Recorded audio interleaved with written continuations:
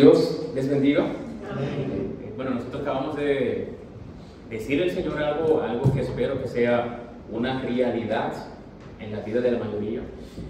Mi anhelo es buscarte día y noche, de tu amor y la ternura de tu Espíritu, Señor. En tu presencia hay plenitud de gozo, en tu presencia delicias a tu diestra. Para siempre me gozo en tu presencia. Y me pregunto, ¿realmente nosotros vivimos eso? Realmente yo puedo decir, no, Señor, yo me gozo en ti. Yo realmente me deleito en ti, yo me alegro en ti. Yo de verdad te busco constantemente. Porque cantar algo es algo, pero vivirlo es algo completamente distinto. ¿Y qué estamos haciendo para que realmente lleguemos a ese nivel? Porque en mi caso, en muchas ocasiones no es así. Y me pregunto, bueno, los demás de la iglesia, ¿cómo están? ¿Cómo estamos? Pero vamos a regocijarnos ahora en el Señor y quiero que me acompañen en el libro de Filipenses. Vamos a estar estudiando Filipenses 4 del 1 al 9.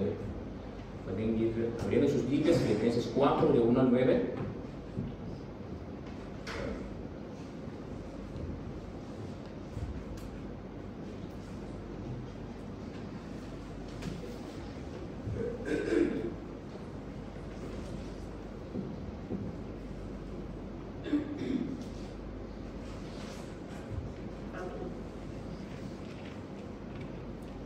Amén. Leemos la palabra del Señor. Filipenses 4, 1 al 9. Así que, hermanos míos, amados y deseados, gozo y corona mío, estad así firmes en el Señor, amados. Ruego a Evodia y a Síntique que sean de un mismo sentir en el Señor. Asimismo te ruego a ti también, compañero fiel, que ayudes a estas que combatieron juntamente conmigo en el Evangelio, con Clemente también y los demás colaboradores míos, cuyos nombres están en el libro de la vida. Regocijaos en el Señor siempre. Otra vez os digo, regocijaos. Vuestra gentileza sea conocida de todos los hombres. El Señor está cerca. Para nada estéis afanosos, sino sean conocidas vuestras peticiones delante de Dios en toda oración y ruego, con acción de gracias. Y la paz de Dios, que sobrepasa todo entendimiento, guardará vuestros corazones y vuestros pensamientos en Cristo Jesús. Por lo demás, hermanos, todo lo que es verdadero, todo lo honesto, todo lo justo, todo lo puro, todo lo amable, todo lo que es de buen nombre, si hay virtud alguna, si algo digno de alabanza, en esto pensad. Lo que aprendisteis y recibisteis y oísteis y visteis en mí, esto haced, y el Dios de paz estará con vosotros. Vamos a orar. Amado Padre, te damos gracias porque una vez más, Padre, podemos estar acá para exponernos a tu verdad, Padre. Te pedimos perdón, Padre, porque sabemos que en muchas ocasiones, Padre, no llegamos a ese nivel de confianza que debemos tenerte, Padre. No nos regocijamos de la manera que deberíamos regocijarnos, Padre. Y no estamos en un nivel de compromiso que deberíamos tener, Padre. Ten control tú ahora de este tiempo, Padre. Seas tú poniendo palabras en tu siervo, Padre. Tú conoces cada necesidad en este momento. Y que pueda ser un tiempo en donde realmente cada uno de los que están acá, Padre, de igual manera como yo pude hacerlo, también puedan identificar, Padre, aquellas fallas, aquellas cosas que deben cambiar, Padre. Que no sea simplemente otro día en donde nos expusimos a tu verdad y no hicimos nada, sino que realmente pueda ser un día en donde podamos comprometernos con tu palabra, Padre, y ser hacedores de tu verdad, Padre. Ten todo el control de ese tiempo, seas tú ahora abriendo nuestras mentes, Padre, para que realmente podamos discernir lo que tú quieres decirnos, Padre, y también seas tú permitiendo que nuestros corazones reciban esta palabra, Padre, con tal de que el orgullo que pone en nosotros, Padre, no estorbe que tu obra se cumpla en nosotros, Padre. Te presentamos este tiempo en el nombre de Cristo. Amén y amén. Hermanos y amigos, Hoy quiero hablarles de un principio que es vital para la vida cristiana, y eso tiene que ver con la estabilidad espiritual.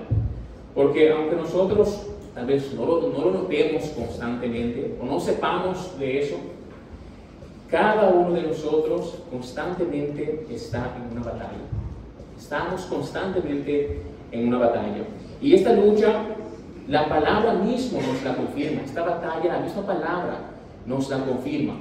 Que no es contra ejércitos humanos, sino contra fuerzas espirituales. ¿Y qué buscan estas fuerzas espirituales? Buscan debilitar nuestra fe, buscan dividirnos como iglesia y buscan alejarnos de la verdad, lógicamente, la palabra del Señor. Y para ilustrar esto y también utilizarlo como analogía, quiero compartirles una historia de la mitología griega que es bastante conocida, ha pasado, uno puede decir, de generación en generación, y es la historia sobre el caballo de Troya.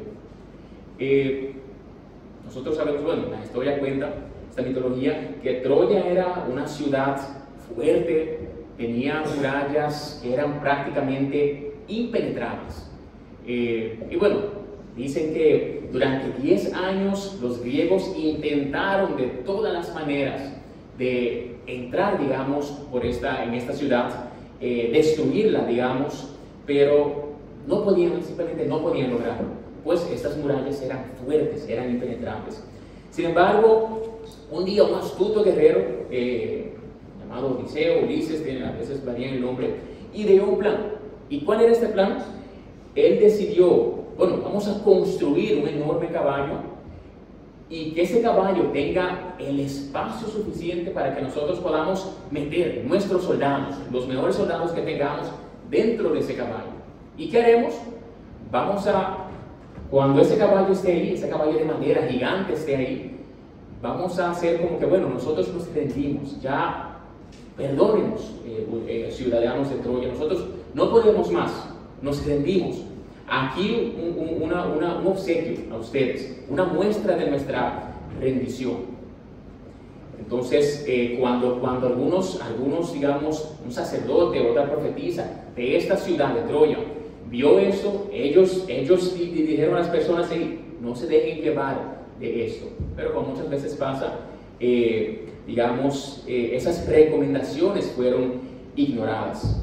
Los troyanos, al estar contentos, como dijeron ahí, pasaron 10 años, al fin estas personas desistieron de ser tan necios, entendieron que no pueden con nosotros. Vamos a meter ese caballo dentro de nuestra ciudad, y que esto sea un símbolo de que nosotros somos, la ciudad de la ciudad. ¿Y qué pasa? Festejaron todo ese día, y ya en la noche, cuando todos en esta ciudad de Troya estaban durmiendo, los soldados griegos que estaban ocultos dentro de ese caballo salieron, incluso fueron y abrieron la puerta para que los otros soldados griegos que vinieron de una manera sigilosa, para que ellos entraran en esa ciudad. Y entonces, al final, ¿qué pasa? Esa ciudad fuerte, impenetrable, fue saqueada, fue incendiada y fue destruida. ¿Y qué podemos ver en eso? Troya, esta ciudad, no cayó por un ataque externo, sino porque esta ciudad, estas personas permitieron que el enemigo entrara en su propia casa. Entonces, la iglesia también uno pudiera verlo como una ciudad fortificada, usando, digamos, esto como analogía. Sabemos que Dios nos ha dado fundamentos sólidos, tenemos una base fuerte, nos ha dado su palabra, su revelación. O sea, tenemos al Espíritu de Dios que mora en nosotros, y Dios capacita a personas, a líderes, para que puedan también guiarnos y dirigirnos en el camino del Señor. Pero ¿qué pasa? Si el enemigo sabe que no puede destruirnos de afuera, como vemos en esta historia, el enemigo intentará infiltrarse desde adentro, poniendo en nosotros en muchas ocasiones dudas, poniendo en nosotros divisiones, poniendo falsas enseñanzas en nosotros y distracciones. ¿Y qué hará esto? Lógicamente, que la intención es que nos destruya. Y por eso es que el apóstol Pablo en este capítulo de Filipenses 4 él exhorta a los hermanos en la iglesia de Filipos a mantenerse firmes. Y de igual manera, hermanos, hasta el día de hoy, el Señor nos exhorta a nosotros también a mantenernos firmes en el Señor y también cultivar así una estabilidad espiritual que nos proteja contra los ataques del enemigo. Y hoy en otra ocasión veremos cómo nosotros podemos guardar esa fortaleza de nuestra fe, identificando aquellos intrusos, aquellos caballos, por seguir utilizando esa analogía, esos intrusos espirituales que amenazan la iglesia, y aplicando enseñanzas de Filipenses, estos versículos de 1 al 9, para poder fortalecer nuestra estabilidad espiritual. Este estudio vamos a dividirlo en dos, así que en esta mañana vamos a tratar 4 puntos, 4 aspectos que son de mucha importancia, y espero que de igual manera como el Señor me habló a mí también, a ustedes lo puedan hablar. En primer lugar, vamos a ver que una manera que nosotros podemos protegernos de esto, de estos intrusos, de esos ataques del enemigo, es cuando nosotros, en primer lugar, nos mantenemos firmes en el Señor.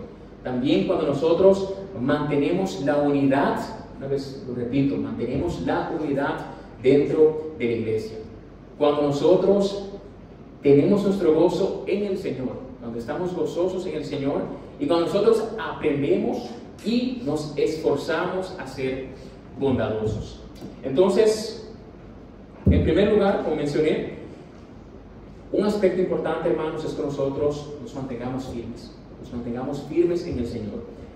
Pablo dice en el versículo 1c, podría decir, están así firmes en el Señor, amados. Y Pablo inicia esta sección con un mandato clave: estén firmes, estén firmes. En el original, esta palabra hace referencia a estar estacionario, a moverse, a estar de pie, a estar firme, a perseverar. Y Pablo en esta ocasión no habla de la firmeza como una sugerencia, no es una recomendación, sino que es un mandato.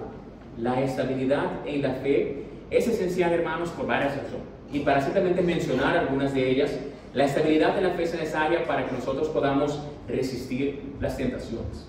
Para que nosotros podamos resistir las tentaciones.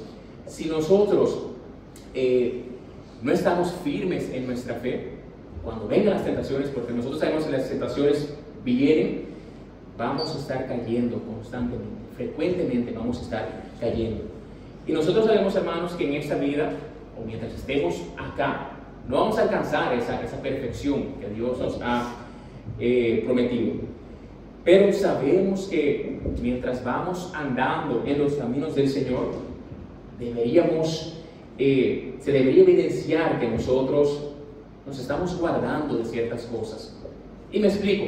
Si yo en el pasado yo tenía problemas con el alcohol, esos problemas van a seguir. O sea, la tendencia tal vez a querer beber, eso va a estar en mí. Pero entonces, por amor al Señor, por obediencia al Señor, yo debería llegar a un punto que yo digo, no, mira, yo voy a hacer todo lo posible para alejarme de cualquier situación que pudiera llevarme incluso a pensar en, déjame dar un trago.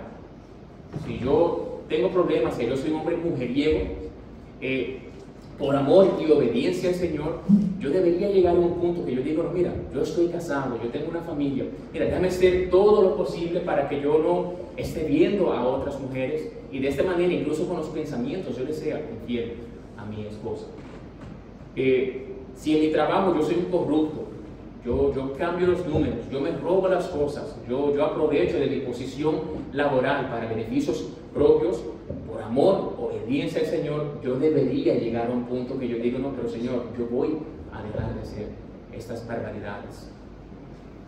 Si yo tengo incluso problemas, hermanos, con mi forma de reaccionar, digamos que yo insulto, yo hierro a las personas que están en mi entorno, yo soy fuerte, lo cual es una debilidad. Por amor al Señor, obediencia al Señor, yo debería decir, no, pero yo tengo que empezar a discernir aquellas cosas que yo estoy a punto de decirle a esa persona, para que yo pueda dejar, abandonar, desechar esta debilidad. Entonces vemos que la estabilidad en la fe es esencial para que nosotros podamos resistir la tentación. Pero también, hermanos, es esencial y es vital para que nosotros no seamos arrastrados por falsas enseñanzas.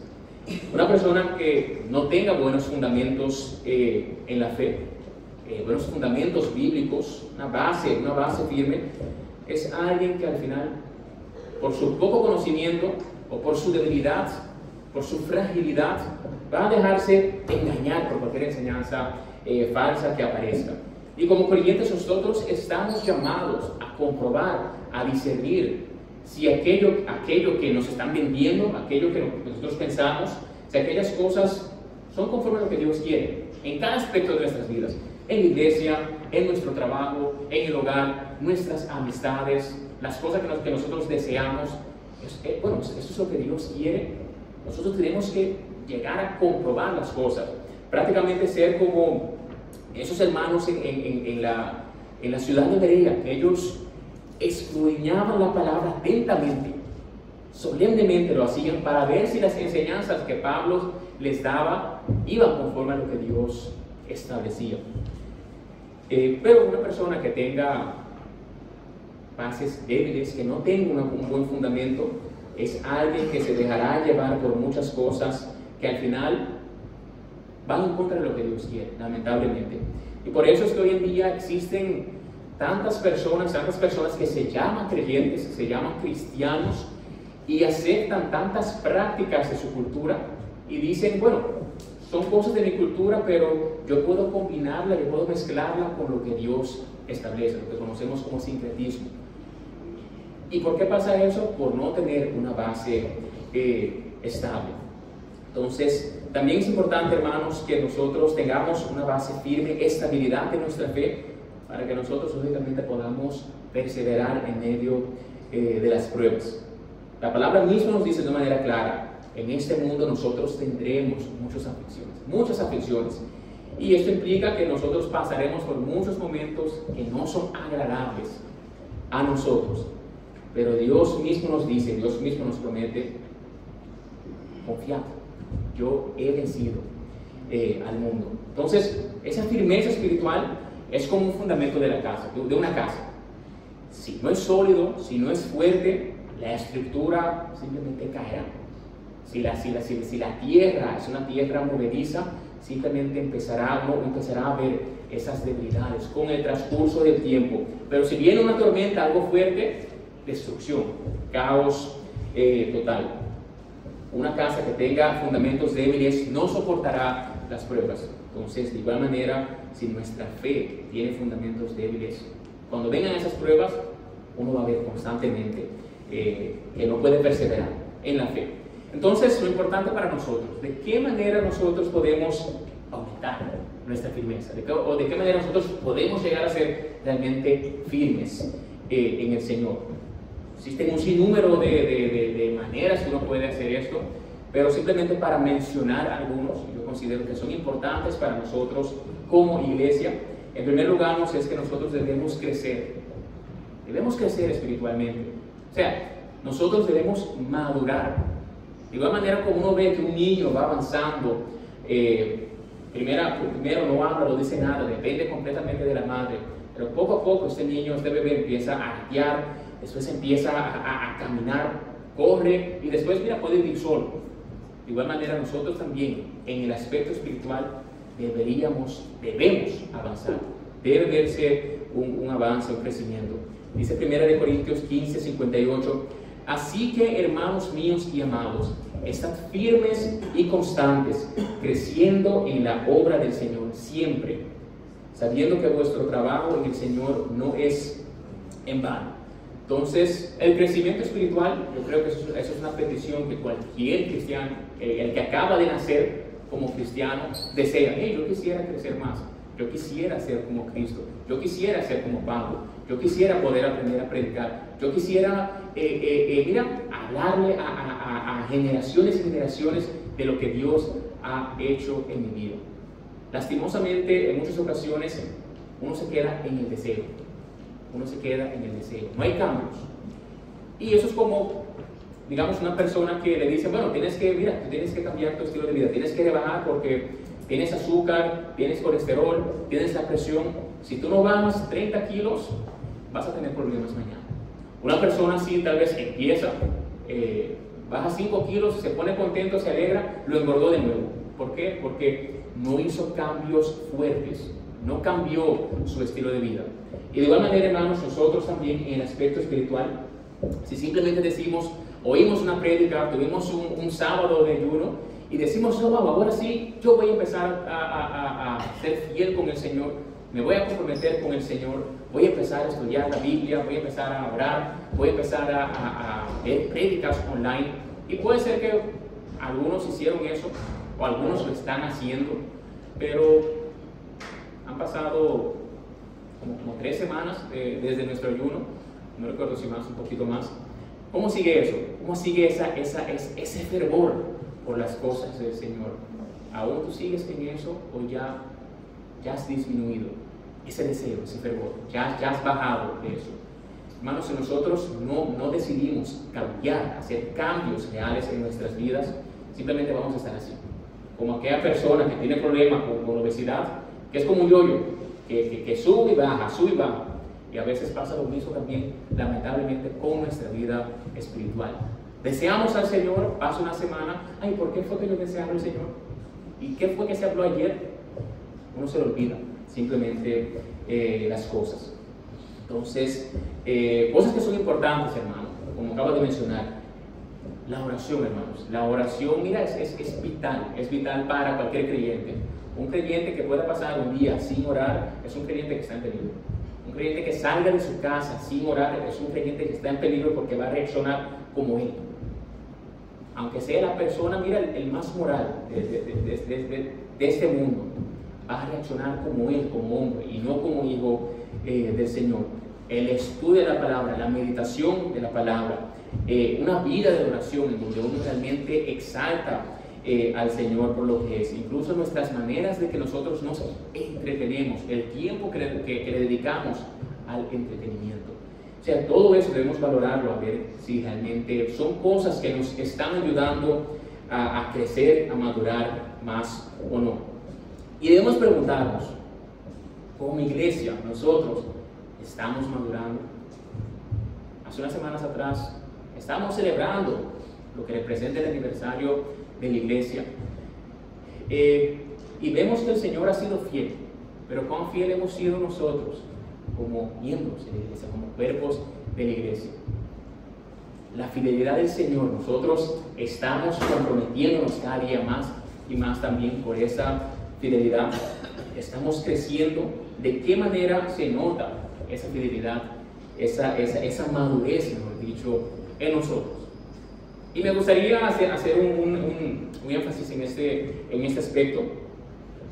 Cuando nosotros terminemos, cuando ya estemos agotados de escuchar la palabra de Dios por una hora, probablemente los temas que se tocarán en esta tarde, después de salir de acá, por un tema en particular hoy, es boda, vestido, zapato, uña, cabello, tengo que ir a comprar algo, regalo, comida. Y tal vez después también pensando, ay, pero mañana los niños están libres, ¿cómo voy a hacer con el trabajo? Ay, pero yo tendré que madrugar, tengo que ir a una actividad. Y el juego de ayer, el juego de mañana, las vacaciones que se aproximan, el cansancio, la gordura. Temas que uno va a estar escuchando, o sea, después de 5 minutos que esto se acabe. Y yo, hermanos, es triste, pero estoy casi seguro que encontrar allá afuera a 2 hermanos que duren más de 3 minutos hablando de lo que ese estudio hizo en sus vidas, de cómo Dios les habló en esta mañana, para mí eso es casi un milagro. Y eso es triste, hermanos. Eso es triste que uno tenga tanto ánimo, porque a veces uno dice, hay que compartir, hay que crecer en la comunión con los hermanos, pero ¿cuáles son los temas que realmente estamos tratando con hermanos? Porque cuando vamos al cine, vemos una película, uno discute de cómo esa película te llamó la atención. Uno dice, no, pero mira, es que tú te perdiste tal escena. Y esa es la explicación. Uno a veces incluso va y busca en el internet y dice, no, pero ahora yo entiendo. Eso era la intención del autor. Uno va a un restaurante y uno habla, wow, pero esa comida fue buena. O sea, a mí me gustó el toque que le dio el chef. O sea, ese ingrediente que le puso, eso, mira, eso me marcó. Yo volvería ahí. Uno habla del día del trabajo, wow, qué día más bueno tuve yo en el trabajo. Hice tal cosa, o qué día más horrible tuve yo en el trabajo. Estoy agotado, estoy que casi me muero. Sin embargo, nos exponemos algunas horas a la verdad del Señor. Tenemos ese alimento espiritual y todos esos nutrientes no lo compartimos con nadie. Y la pregunta es, ¿no lo compartimos porque somos egoístas? ¿No queremos que nadie sepa cómo el Señor nos habló? ¿Somos orgullosos? ¿O es porque realmente no está ese interés en nosotros? Y las dos cosas que reflejan, inmadurez. Entonces, la pregunta es, hermanos, si la inmadurez mía y la tuya se evidencia con simples preguntas como esto, es lo que vamos a hacer. ¿Cómo nosotros queremos crecer? Hay que cambiar el estilo de vida, hay que cambiar nuestra perspectiva de lo que significa estar en el Señor. Y para eso debemos procurar la santidad. Otra manera que nosotros también podemos, estar firmes en el Señor es cuando nosotros confiamos en el Señor. Confiar en el Señor, confianza total en Dios. Es como menciona en Isaías 26:3, tú guardarás en completa paz aquel cuyo pensamiento en ti persevera. ¿Por qué? Porque en ti ha confiado. Y hermanos, confiar en el Señor cuando las cosas van bien, cuando la cuenta bancaria está llena, cuando mi nevera está bien, cuando los niños están bien de salud, cuando van bien en la escuela, cuando mi trabajo es estable. Eso es fácil, confiar en el Señor. Cualquier impío, cualquier ateo pudiera decir, bueno, gracias a lo que existe, que yo puedo estar bien. Pero cuando la situación no es así, todo cambia. Y de igual manera como el impío, como el ateo, se afana, en muchas ocasiones nosotros nos afanamos también. ¿Por qué? Porque perdemos nuestra confianza en Dios. Pensamos, bueno, Dios, yo tengo que encargarme ahora porque la cosa está mal. No puedo confiar en ti. Cuando estoy bien, confío en ti, pero cuando estoy mal, yo tengo que confiar en mis propias fuerzas. Entonces, hermanos, debemos aprender algo. En momentos de gloria, en momentos de abundancia, debemos darle la gloria al Señor. Pero en momentos de necesidad, en momentos duros, procuremos darle la gloria al Señor también. Y reconociendo que el Señor tiene su propósito en medio de todo eso. Es como menciona una alabanza que dice, sin importar, simplemente para haciendo las cosas de mi manera, sin importar la situación en la que yo pudiera estar, aunque pareciera todo oscuro, Señor, yo sé que yo confío en ti, que al final todo es para tu gloria y por mi bien. Todo es para tu gloria y por mi bien. Y muchas veces, hermano, el Señor permite ciertas cosas para que nosotros podamos acercarnos y aferrarnos más a Él. Aparte de eso, hermanos, también otra manera que uno puede aumentar la firmeza o estar firme en el Señor es cuando nosotros nos guardamos, cuando nosotros nos cuidamos, nos guardamos de aquellas cosas malas. Según de Pedro 13:7 dice, así que vosotros, oh amados, sabiéndolo de antemano, guardaos, no sea que arrastrados por el error de los inicuos caigan de vuestra firmeza. Entonces, hermanos, debemos guardarnos en primer lugar de los deseos de nuestra carne. Nosotros somos malos y perversos, y debemos guardarnos de esos deseos de nosotros, como menciona Gálatas 5:16. Anden por el Espíritu y no satisfagan los deseos de la carne. Debemos guardarnos incluso de aquellos que están en nuestro entorno. Dice Filipenses 3:2, guardaos de los perros, guardaos de los malos obreros, guárdense de los mutiladores del cuerpo. Debemos guardarnos de los ídolos, hermanos, de aquellas cosas que nosotros ponemos o le damos más importancia que a Dios. Y piénsenlo, Cuando tú te levantas, cuando, bueno, ya llegó la hora de levantarse, sonó la alarma, el niño lloró, la mujer te tocó, ¿qué es lo primero que viene a tu mente? Las redes sociales, ay, esta mujer se me cansa, ay, estos niños me tienen agotado, tengo sueño, ay, el trabajo, o viene, Señor, déjame orar. Eso es lo primero que viene a tu mente. Porque muchas veces lo primero que venga a tu mente, si es, déjame ver las notificaciones, o lo que sea, déjame ver las noticias, saber lo que está pasando en esa noche. Entonces, eso es un ídolo, hermanos. Eso es un ídolo. Y Dios nos manda que nosotros nos guardemos de los ídolos, como menciona en 1 de Juan 5:21. También nos manda que nos guardemos de los falsos profetas, aquellas personas que vienen vestidas como ovejas, pero por dentro son como lobos rapaces. Y también nos dice que nos guardemos de la avaricia. Te dice, la vida del hombre no consiste en la abundancia de los bienes que posee. Entonces guardémonos, hermanos, guardemos. Y lógicamente otra manera de que uno pueda estar firmes en el Señor es cuando uno se deja moldear por el Señor. Es como se menciona en Isaías 64:8. Mas ahora, oh Señor, tú eres nuestro Padre, nosotros el barro, y tú nuestro alfarero. Obra de tus manos somos todos nosotros. Realmente podamos entender eso. Y, Señor, yo quiero ser una obra de tu mano. Transfórmame, moldéame de la manera que a ti te dé la gana. Entonces, hermanos, para todas estas cosas se requiere la ayuda de Dios. Muchas veces nosotros sabemos esto, estas cosas son repeticiones para nosotros, pero si no tenemos la ayuda de Dios, si no tenemos la guía de Dios, nosotros no vamos a poder estar firmes. No vamos a poder estar firmes si Dios no está en nuestras vidas. No vamos a poder estar firmes si el Espíritu Santo está escondido en un cajoncito en nuestras vidas, por así decirlo, para que sea un poquito más entendible. En el caso, digamos, de nuestra analogía, de esta ciudad, Troya, ellos tenían murallas fuertes, impenetrables, pero cuando ese enemigo estuvo adentro, mira, no les sirvió de nada les sirvió. Y de igual manera, hermanos, nuestra estabilidad espiritual no puede depender de nuestras fuerzas, no puede depender de nuestra autosuficiencia, sino que debemos estar regados del Señor. Y debemos dejar que el Espíritu que mora en nosotros realmente pueda evidenciarse en nuestras vidas, que esos frutos realmente puedan verse. Entonces, procuremos estar firmes, hermanos, con el Señor, simplemente con algunas de esas cositas que yo acabo de mencionar. En segundo lugar, hermanos, otra manera que uno puede guardar esa fortaleza, esa estabilidad espiritual, es cuando nosotros mantenemos la unidad dentro de la iglesia.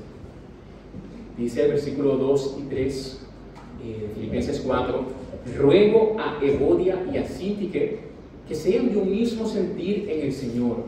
Asimismo te ruego también a ti, compañero fiel, que ayudes a estos que combatieron juntamente conmigo en el Evangelio, con Clemente también y los demás colaboradores míos, cuyos nombres están en el libro de la vida. Hermanos, sin duda alguna, una de las cosas que más daño puede hacer en una iglesia es cuando hay conflictos o cuando hay desacuerdos importantes entre los hermanos. Es la cosa que más daño hace. ¿Por qué? Porque al final estos conflictos, esos desacuerdos terminan causando división. Y aunque sean simplemente dos personas que como que no se hablen o que haya cierto desacuerdo en ello, esa persona va a intentar convencer a otras personas porque su perspectiva es la correcta. Y el contrapartido va a intentar convencer a otro grupo porque su perspectiva es el correcto. ¿Y qué vamos a tener aquí? División dentro de la iglesia.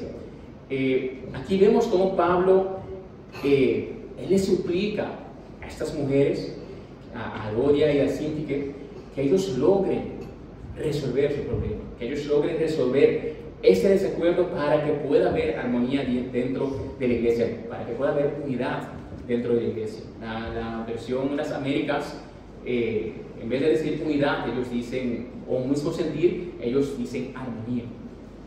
Entonces, incluso le dice a otras, le dice aquí a un tercero que no sabemos quién es, no menciona su nombre, pero le dice a este tercero: mira, intercede para que este conflicto, esta diferencia, este desacuerdo, mira, pueda llegar a una solución.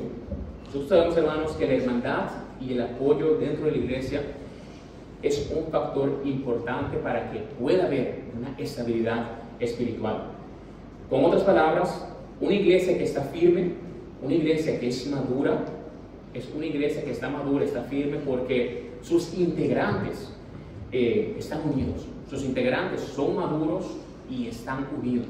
Si no, es imposible. Y como iglesia nosotros debemos poder ayudar, poder dirigir a otros hermanos. La iglesia también sirve para que uno pueda rendirle cuenta a otro. La iglesia sirve para que nosotros podamos cuidarnos mutuamente. Es como menciona Gálatas 6:1, es un lugar donde se restaura a aquellos que han caído en pecado y también llevamos aquellas cargas de las demás personas. Es como se menciona en 1 Tesalonicenses 5:14, nosotros amonestamos a los indisciplinados, nosotros animamos a los desalentados y nosotros sostenemos a los que son débiles. ¿Y cómo hacemos todas esas cosas? En paciencia, lo cual implica que nosotros lo hacemos con amor, soportando a los hermanos. Pero lógicamente, para que esto pueda pasar, hermanos, es necesario que haya armonía, que exista unidad dentro de la iglesia. Entonces, por ese motivo es que Pablo una vez más le suplica a estas hermanas que ellas solucionen esto. ¿Por qué? Porque de lo contrario, esto pudiera ser un posible ataque del enemigo ya dentro de la iglesia para que la iglesia se dividiera. Y en muchas ocasiones, hermanos, nosotros tal vez tenemos diferencias con algunos hermanos.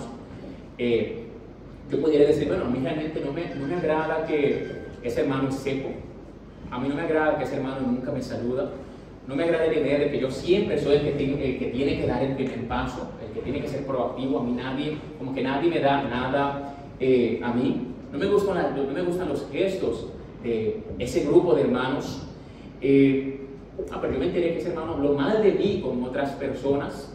Mira, yo le voy a hacer su enemigo, no le voy a hablar, ni le voy a dirigir la palabra hasta que me pida perdón. Yo tuve un problema, un conflicto con un hermano fuera de la iglesia, entonces ya, somos enemigos, no nos hablamos, etcétera, etcétera, etcétera.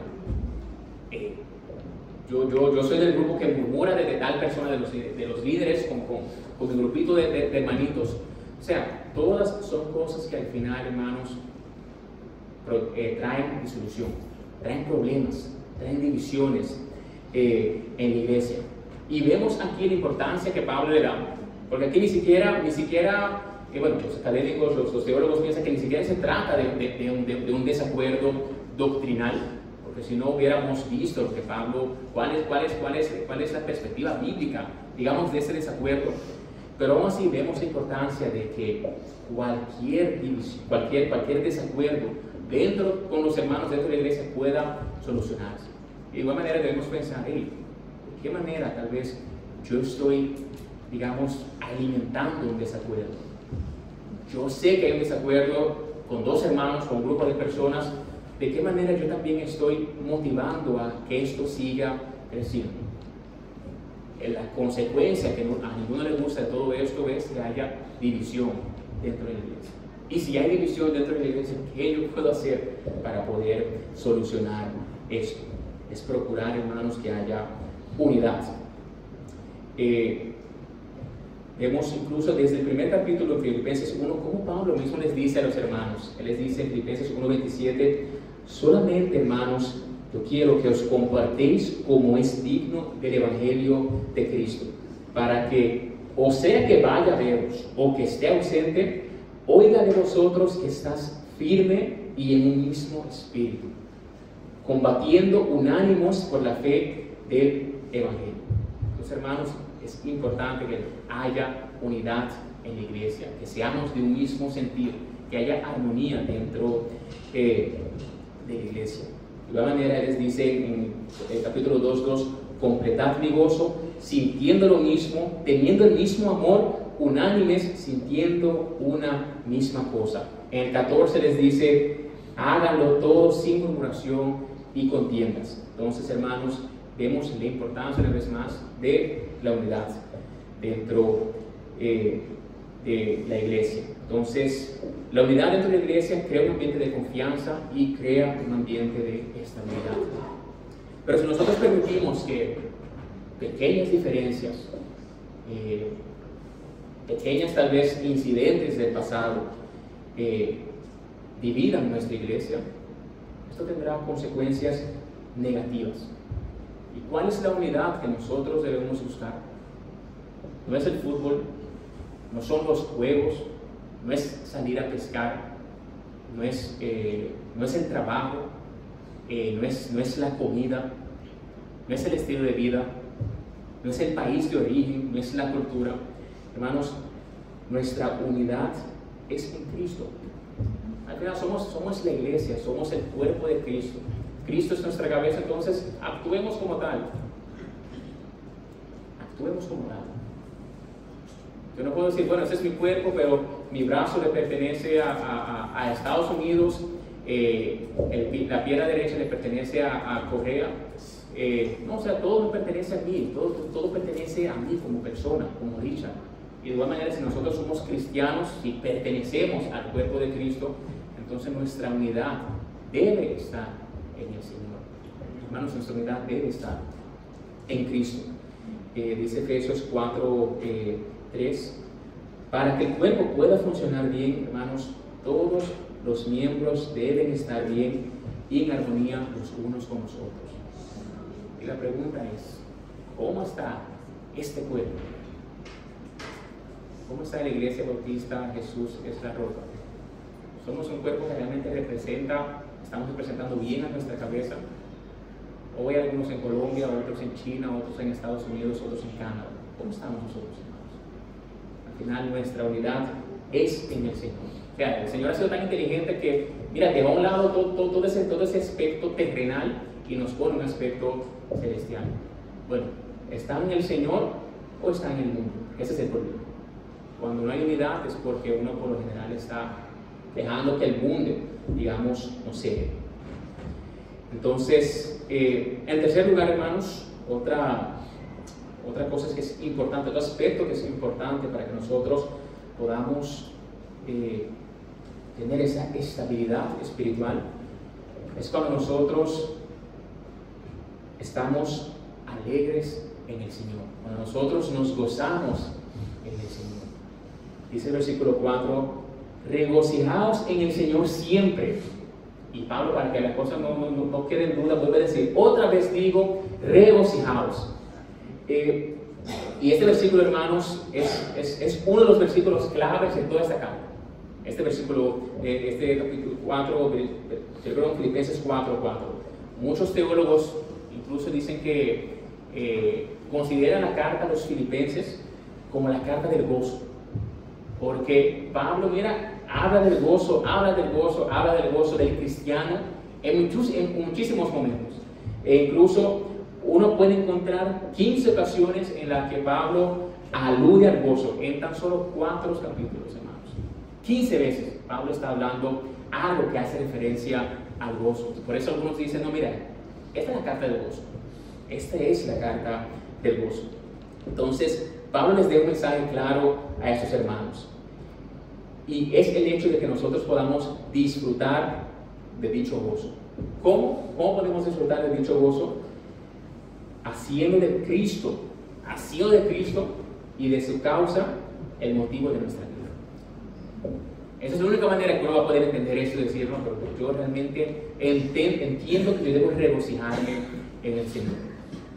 Si yo quiero ser un chef reconocido, si yo quiero ser un médico reconocido, si yo quiero ser reconocido como padre, yo quiero ser una mujer reconocida dentro de mi iglesia, yo quiero que todos vengan a mí, quiero ser esa amiga que todos desean, quiero ser esa madre que mis hijos anhelan y que la ven como ejemplo, quiero ser ese hijo ejemplar que mis padres dicen, no, pero yo estoy orgulloso de lo que tú has hecho, de lo que tú has logrado en la vida. Yo quiero ser ese ciudadano ejemplar que incluso al final del año me dan méritos por las cosas que yo he alcanzado. Entonces, nunca vas a poder regocijarte en el Señor. nunca vas a poder regocijarte en el Señor. La única manera, hermanos, de regocijarse en el Señor es cuando nosotros vivimos para la causa del Señor. Es la única manera.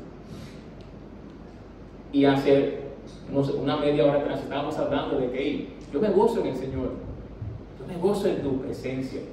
Y la pregunta es, ¿realmente podemos decir que yo vivo para la causa del Señor? Ese es mi motivo de vivir. Pablo les dice a ellos en Filipenses 1:4, hermanos, para mí el vivir es Cristo. Vea, para eso es que yo vivo, para eso es que yo me levanto, para eso es lo que yo pienso, yo trabajo, yo duermo por ese motivo, yo descanso porque para mí el vivir es Cristo. Y dice, y el morir es ganancia, porque él sabe que lo que le espera después de la muerte supera 1.000.000 de veces la gloria que le estoy viviendo acá en esta tierra. La palabra regocijaos en el original hace referencia a estar alegre, a vivir feliz, vivir calmadamente o vivir bien. Y se puede definir como un acto con que se manifiesta la alegría. Un acto con que se manifiesta la alegría. Y yo me pongo a pensar, bueno, ¿cuántas veces nosotros realmente reflejamos el gozo, reflejamos esa alegría en nuestras vidas? Reflejamos, bueno, que vivimos por la causa del Señor. Reflejamos que estamos gozosos porque el Señor nos salvó, nos liberó de esas cadenas a las cuales nosotros estábamos atados. Regocijaos en el Señor siempre. Otra vez os digo, regocijaos. ¿Qué implica eso, hermanos? Porque a veces pareciera uno diga, pero yo estoy mal, entonces ¿qué pasa? Yo no me he convertido todavía, ¿qué pasó? Para que Pablo haga énfasis en esto, significa que regocijarse no es algo que uno tampoco lo logra de manera natural. No es algo que sale de nosotros. Es importante que nosotros podamos entender eso. No se trata de que, bueno, yo me siento feliz con el Señor y me regocijé. Ay, no, pero hoy yo no me siento feliz, me siento un poquito mal, estoy enfermito, estoy un poquito depresivo, no, hoy no puedo regocijarme porque no me siento así. Yo me siento contento porque yo acabo de cobrar, me regocijo en el Señor. Ay, pero es el 21 y 23 y todavía falta una semana y yo voy a cobrar, yo creo que el 2 de marzo. Señor, no me puedo regocijar porque no me siento ahora capaz de hacerlo. Hermanos, el problema es que muchas veces nuestra perspectiva de lo que es el gozo es que pensamos o caemos en el error que es un sentimiento. Yo siento, yo percibo, me gustaría, no me gustaría. El gozo, hermanos, no es una emoción, no es un sentimiento. Más bien es el hecho de que uno puede reconocer de que el Señor tiene el control de mi vida. Imagínense en el caso de Pablo, hermanos. Pablo, ¿cuántas veces este hombre no fue encarcelado por causa del Evangelio? Y Pablo escribe eso, o sea, uno como humano, o sea, le resulta duro no tener cada vez ser humillado, ser golpeado, tener que malpasar, incluso ser tratado de manera injusta. Pero Pablo les dice esto a ellos. Pues no se trata de, cómo yo me siento, mi salud, mi estado bancario, los problemas que yo pudiera tener con otras personas, mis afectaciones, mis emociones, hermanos. Es el hecho de que yo reconozco de que Dios tiene el control de mi vida. Como mencioné, al final todo es para la gloria del Señor, para mi bien y para la gloria de Dios. Entonces, si nosotros entendemos esto, podemos también entender, y esto implica entonces que el gozo puede y debe ser algo constante en la vida de un creyente.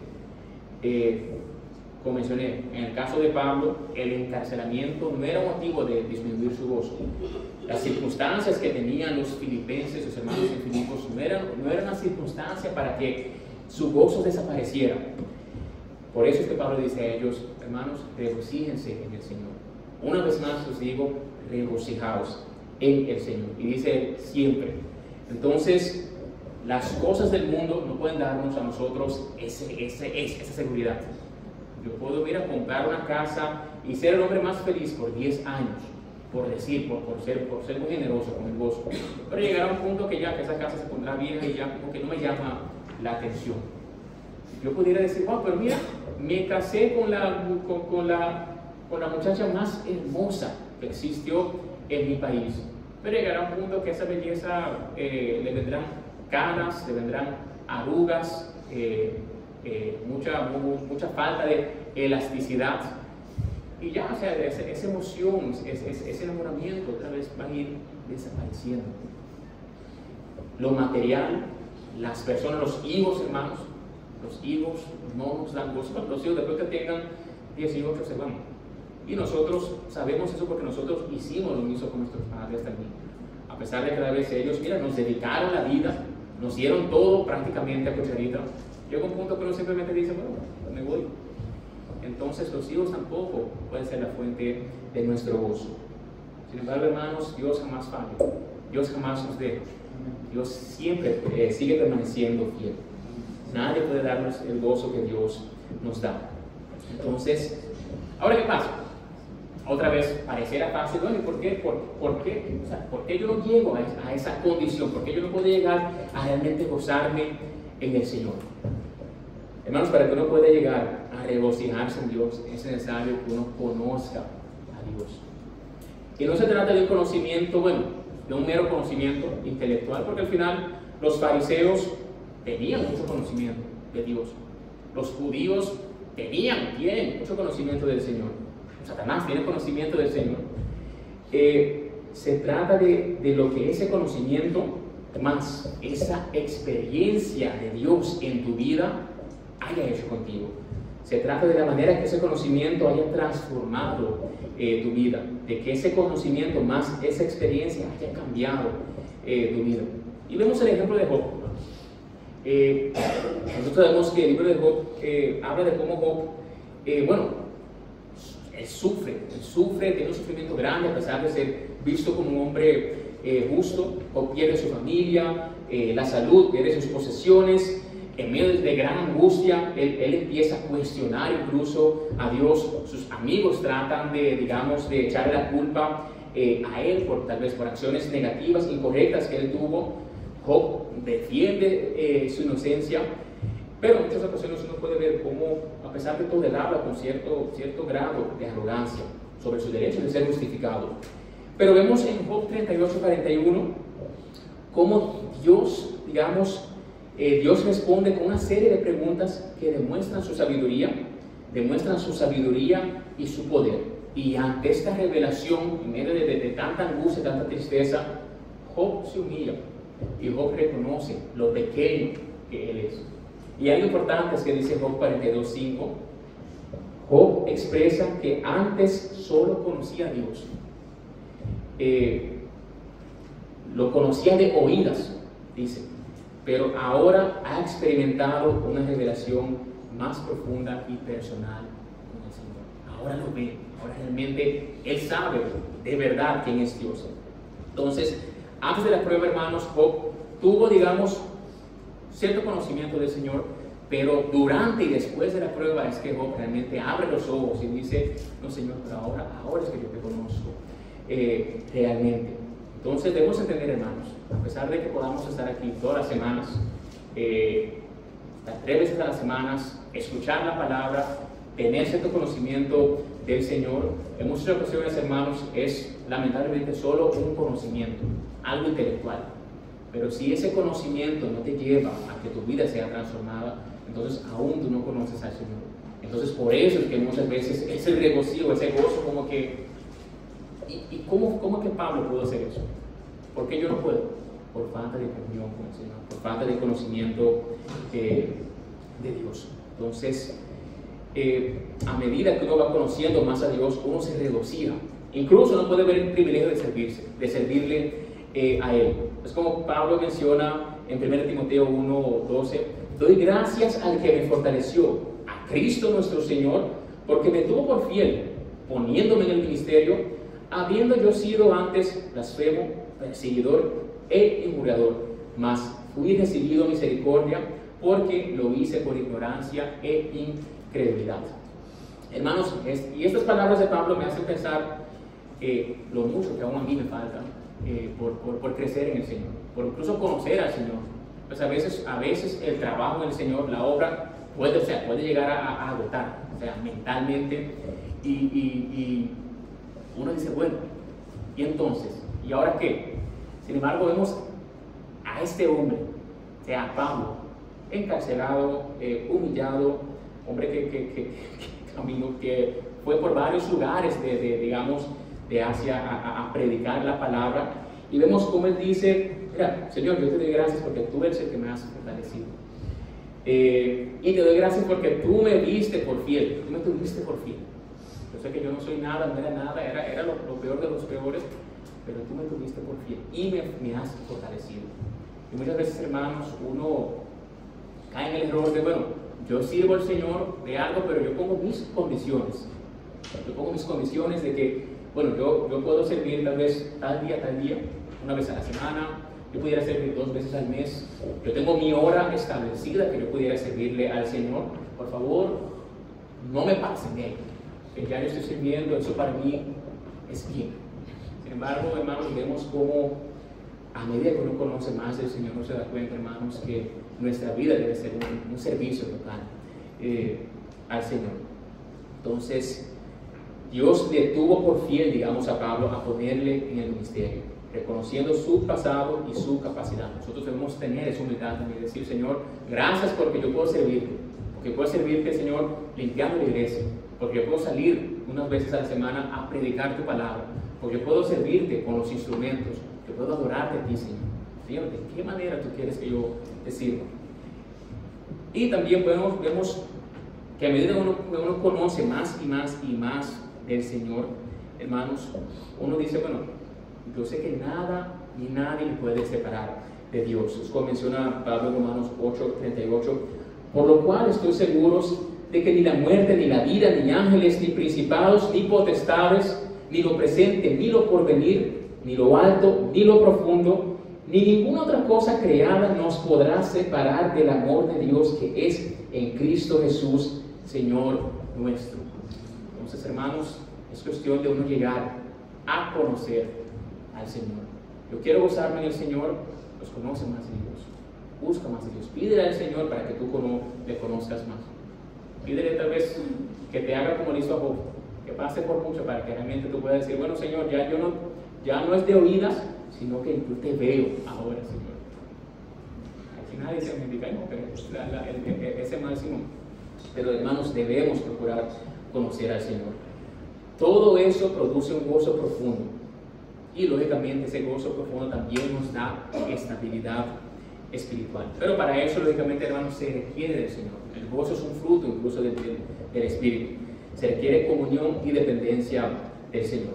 Sin embargo, hermanos, si nuestro gozo depende de circunstancias, si es un sentimiento, como muchas veces hacemos, de igual manera como nuestra analogía, vamos a tener esas puertas abiertas hasta que lleguen esos caballos espirituales, hasta que lleguen esos intrusos espirituales que al final van a robarnos el gozo, y esto tendrá efectos negativos para nuestro corazón y lógicamente nuestra estabilidad espiritual. Entonces procuremos, hermanos, gozarnos, regocijarnos en el Señor siempre. Amén. En cuarto lugar y como último, algo importante es que nosotros aprendamos y nos esforcemos a ser personas bondadosas. Aprendamos y nos esforcemos a ser personas bondadosas. Dice el versículo 5, vuestra gentileza sea conocida de todos los hombres, el Señor está cerca. La versión Las Américas dice, vuestra bondad sea conocida de todos los hombres.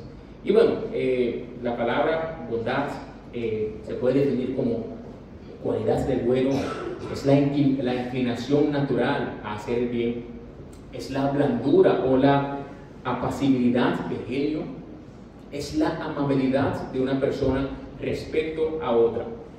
Entonces, ¿por qué ustedes creen que yo puse ese subtema de aprender y esforzarse a ser bondadosos. Porque al final eso no es algo que puede salir de manera natural de nosotros. Y la palabra nos lo dice, Romanos 3, no hay ninguna persona que sea buena, ni siquiera uno, nadie que sea bueno. Nosotros no tenemos esa inclinación natural a querer hacer el bien sin tener ningún, digamos, motivo aquí atrás escondido. Bueno, yo puedo hacer el bien para que yo pueda alcanzar mi propósito. Yo quiero ganarme a una persona, déjame hacer el bien con esa persona.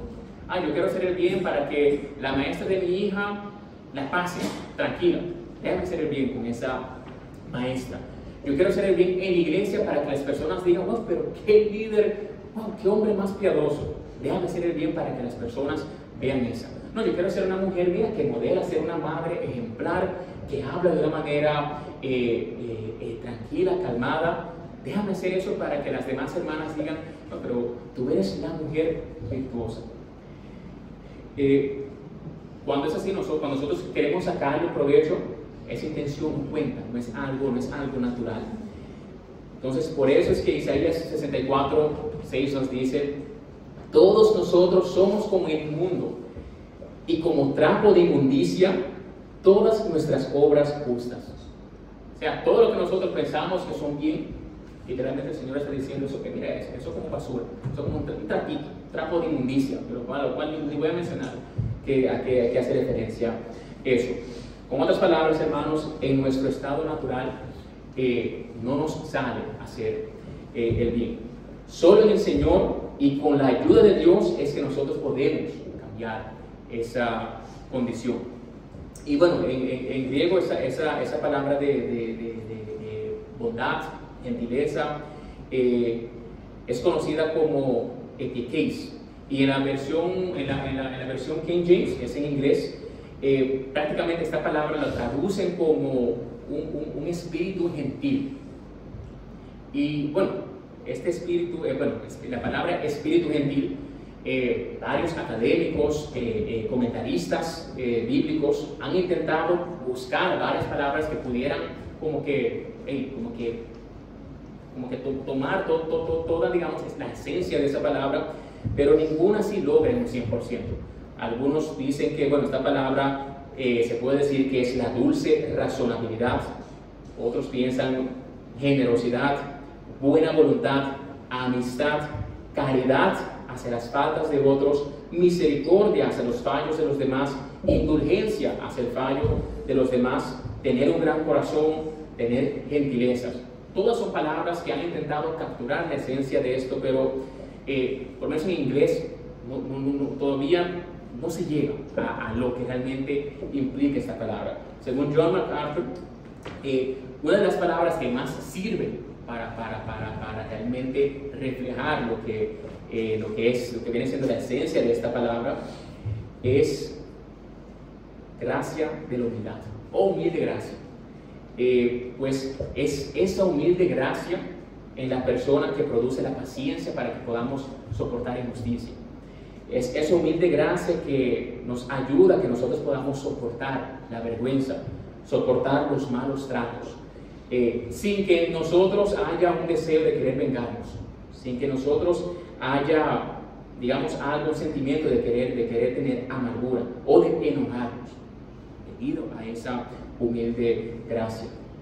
Un espíritu gentil, un espíritu bondadoso. Y sabemos que esta gentileza es completamente contraria al amor propio. Vemos que el amor propio, el egoísmo, solo lleva a inestabilidad, lleva a ansiedad. Aquellos que se enfocan en sí mismos, aquellos que no se enfocan en sí mismos, no serán, digamos, derivados por cosas injustas, no serán derivados por tratos injustas, no serán derivados por humillaciones, no serán derivados por mentiras. Y es como menciona Pablo en Filipenses 4:11. Hermanos, yo he aprendido a contentarme cualquiera que sea mi situación.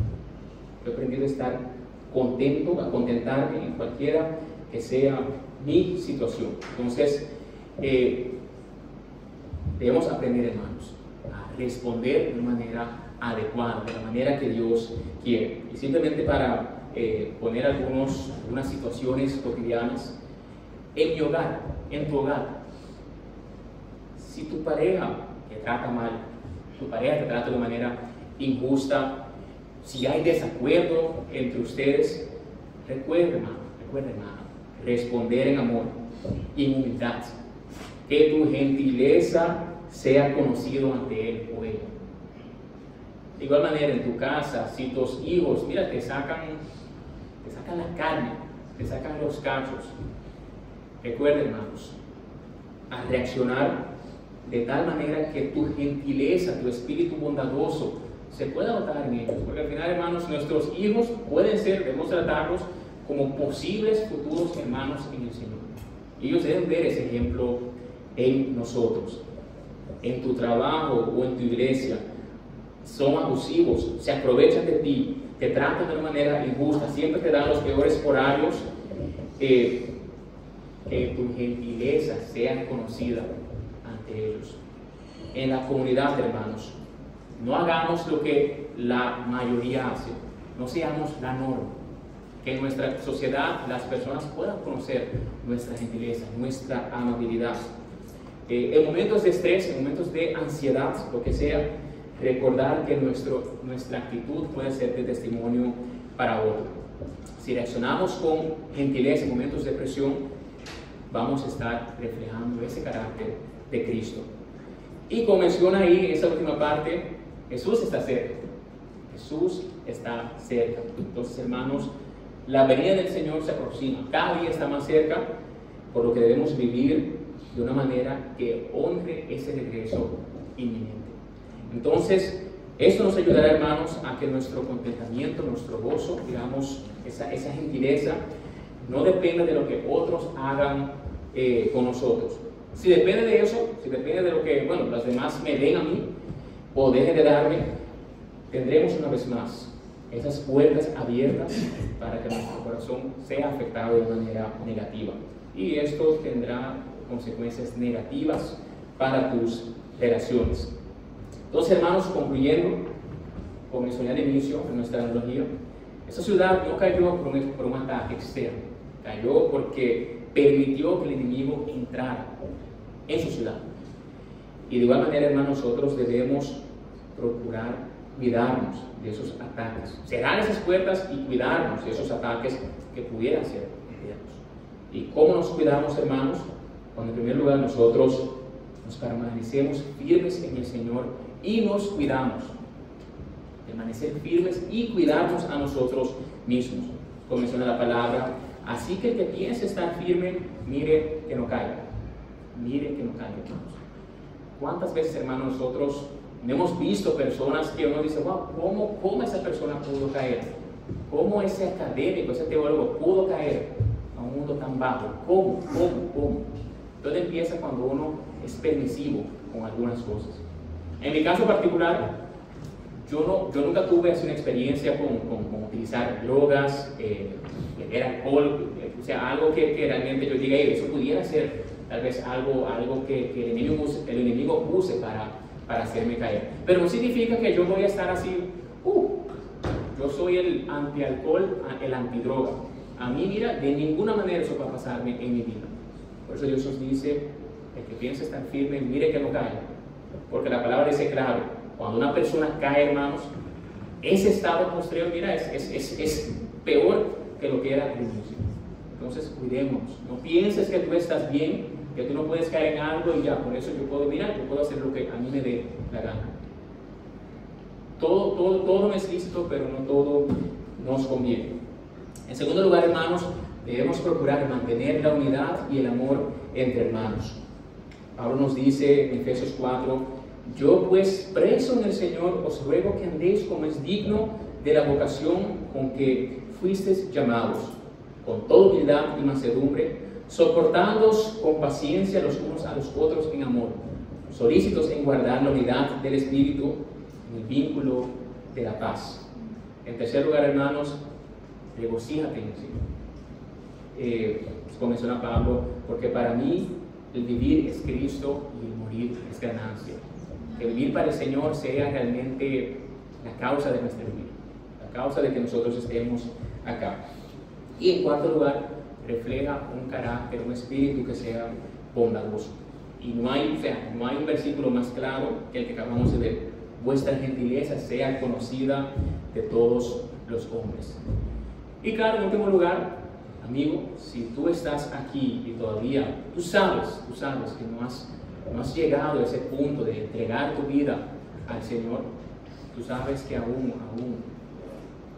tú no estás ahí, no te has arrepentido, entonces es el momento de venir al Señor. Es como se menciona la palabra, arrepentidos y convertidos, para que sean borrados nuestros pecados, como fueron borrados los nuestros también, para que vengan de la presencia del Señor tiempos de refrigerio. Amén. Vamos a orar. Amado Padre, te damos gracias porque tu palabra es fiel, Padre, tu palabra es clara. Ayúdanos, Padre,